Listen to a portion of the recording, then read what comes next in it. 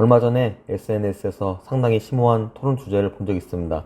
그것은 바로 10년 넘게 키운 개, 오늘 처음 본 옆집 아이가 물에 빠진다면 누구를 구할 것인가 라는 주제였습니다. 물론 둘 다 수영을 못한다는 것과 반드시 한쪽만 살릴 수 있다는 것을 전제로 합니다. 댓글들을 봤을 때 정확하게 집계할 수 없었지만 아이보다 자신의 애완동물을 구한다는 의견이 상당히 많았습니다. 제가 상당히 많았다고 하는 것은 저는 대부분의 사람들이 아이를 구할 것이라 생각했었기 때문입니다. 애완동물을 구한다는 의견으로는 애완동물을 키워본 사람은 안다. 우리 아이와 옆집 아이가 빠지면 우리 아이를 구하듯이 걔도 우리 가족이니까 먼저 구하는 것이 맞다. 옆집 아이를 구한 뒤에 나는 옳았다고 생각할 수 있을까? 남을 위해 희생할 필요는 없다. 등등 여러 의견이 많았습니다. 사실 제 영상을 보는 분들은 제가 어떤 생각을 하는지 아실 것입니다. 어떤 상황이든 동물보다 사람을 먼저 구해야 합니다.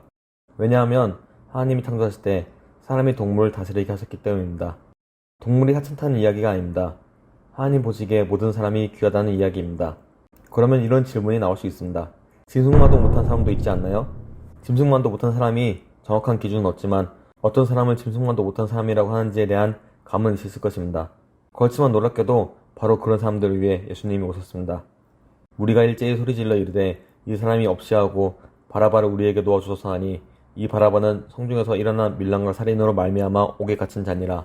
빌라도는 예수를 놓고자 하여 다시 그들에게 말하되 그들은 소리질러 이르되 그를 십자가에 못 박게 하소서 하는지라. 많이 아실 내용일 것입니다.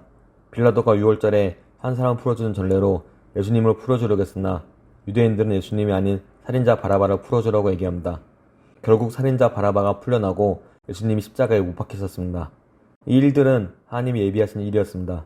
죄인을 위해 짐승만도 못한 이를 위해 또 나를 위해 예수님은 십자가에서 죽으시고 부활하셨습니다.